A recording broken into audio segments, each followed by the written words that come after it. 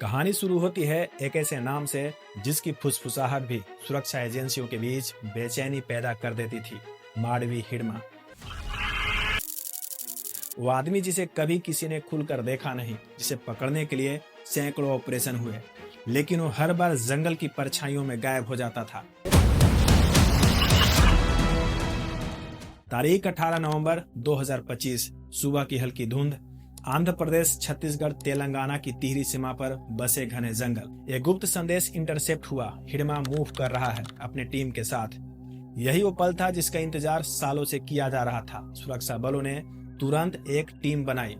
34 घंटे तक हिडमा के मूवमेंट को ट्रैक किया गया। ऊपर से सैटेलाइट, नीचे से ग्राउंड टीम, और जंगल के बीचों बीच एक ऐसा मिशन शुरू हुआ जिसकी सफलता ने पूरे नक्सली नेटवर्क को हिला दिया। लेकिन सवाल यह है कि हिडमा था कौन और उसका डर इतना गहरा क्यों था। कहानी पीछे जाती है छत्तीसगढ़ के सुकमा जिले के एक छोटे से आदिवासी गांव पुअर्ती में। साल था 1981। एक साधारण परिवार में जन्मा संतोष बाद में यही संतोष माडवी हिडमा बना। कहते हैं कि उसके अंदर बचपन से ही जंगल पढ़ने की एक अनोखी क्षमता थी। वो पेड़ों की खुशबू, जमीन के ताजे निशान, हवा की दिशा सब समझ सकता था। यही गुण बाद में उसे नक्सलियों की सबसे खतरनाक लड़ाकू इकाई people's liberation guerrilla army battalion number 1 का कमांडर बनाते हैं। और फिर शुरू होता है खून, बदला और गोरिल्ला युद्ध का ऐसा खेल जिसने पूरे देश को हिला दिया। हिडमा सिर्फ हमला नहीं करता था दोस्तों, वो हमले की टाइमिंग समझता था। कहाँ घात लगानी है, कहाँ सुरक्षा बलों को उलझाना है, किस रास्ते को आईडी से भरना है। उसकी रणनीति ने नक्सल आंदोलन को एक नई आक्रामक पहचान दी।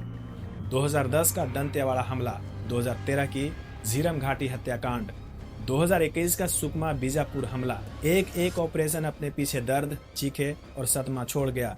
और हर हमले के बाद एक ही नाम सामने आता था, हिडमा। सरकार ने इनाम बढ़ाए 10 लाख से 25 लाख, फिर 40 लाख और अंत में पूरा 1 करोड़ रुपए।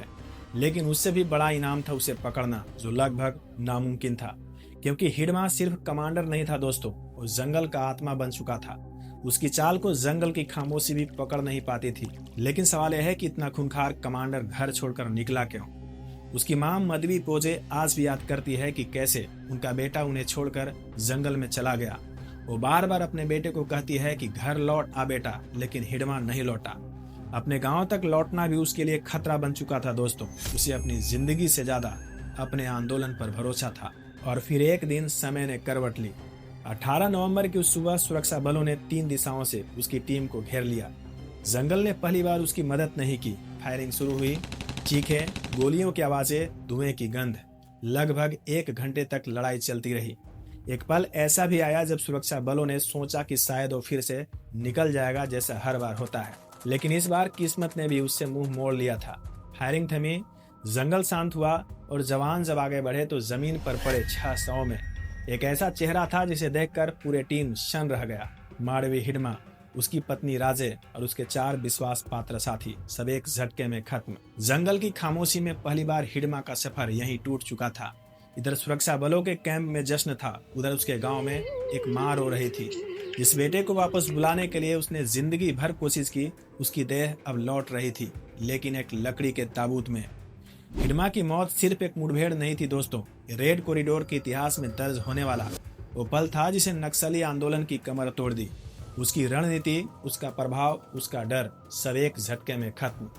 लेकिन ये कहानी यही खत्म नहीं होती है। जंगल अभी भी सांस ले रहा है, नक्सल नेटवर्क अभी भी जिंदा है। और सवाल यह है कि क्या हिडमा के मौत के बाद इस युद्ध का अंत शुरू हो चुका है या सिर्फ एक अध्याय का अंत है। इसके आगे एक और चेहरा, एक और कमांडर जंगल की परछाइयों से बाहर आएगा। जवाब है जंगल के पास।